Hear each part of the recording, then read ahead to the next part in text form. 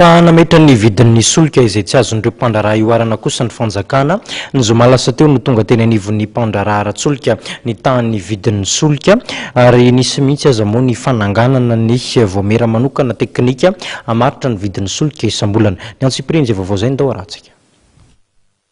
Tsy tokony oatra ny 7 sy 3 sy 3 arivo ariary ny vidin'ny lasantsy, 3 sy 7 sy 2 arivo ariary ny gazoil, ary 50 sy 2 arivo ariary ny petrôle araky ny fameran'ny fanjakana ny vidin'ny solika.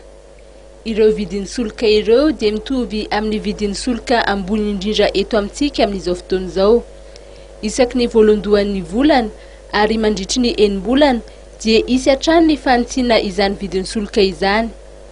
Nisy ny karazana voamera teknika natsangana mba hamaritra izany vidin'ny solika izany isam-bolana izay ahitana solitenan'ny ministeran'ny fitantanam-bola sy ny teti-bola, ny ministeran'ny solika, ny OMH na ny Office Malgache des Hydrocarbures ary ny GPM na ny Groupement des Pétroliers de Madagascar. Ireo mpandraraha ara-tsolika dia efa nilaza fa any amin'ny 200 miliara ariary ireo fa tsy antoka nozakain'izy ireo ny taona 2012 noho ny fameran'ny fanjakana ny vidin'ny solika ary mety mbola itoy izany ity taona ity raha ny fanahin'izy ireo. 20 miliara ihany anefa ny tedi-bola 2012 natokana ho an'ny sehatry ny solika raha ny fantatra.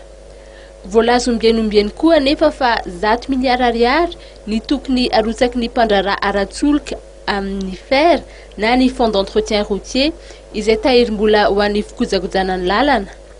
Any amin'ny 530 miliara ariary ihany koa ny vola tokony niditra tamin'ny fanjakana amin'ny alalan'ny abany resina amin'ny solika izay banga noho ny fampiatona ny ampahany amin'ireo aba tokony ho resina mba hanahafahana nitazona ny vidin'ny solika.